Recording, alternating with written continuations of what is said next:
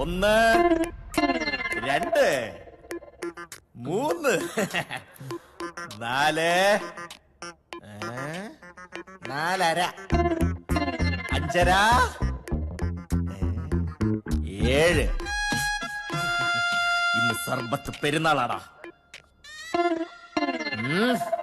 സ്ത്രീകൾക്ക് പ്രവേശനമില്ലാന്ന് വണ്ടിയിൽ എഴുതി വെച്ചിട്ട് അതേ വണ്ടിയിൽ പീഡനം നടത്തുന്ന സൈക്കോളജിക്കൽ മൂവ്. എന്നാ പോവാ? എവിടെടാ വണ്ടിയിലുണ്ടായിരുന്ന പെൺപൂവ്?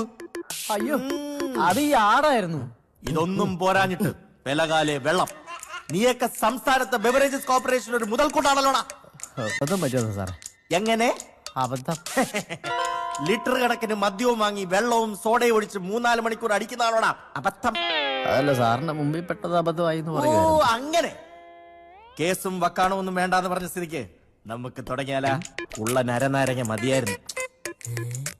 പോലീസ് സ്റ്റേഷനകത്ത് ഒരു സർബത്തേടാ. ഒരു ഉപ്പ് സോഡ പറഞ്ഞാലോ? പറയണ്ട, തരും.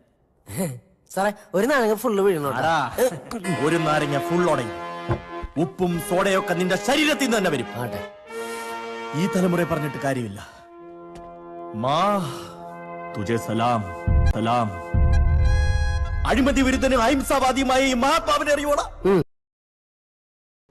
നിനക്കൊക്കെ ഓപ്ഷൻസ് വേണമായിരിക്കും അല്ലേ? ഇൻ ഹരിഹർ നെഹ്റു.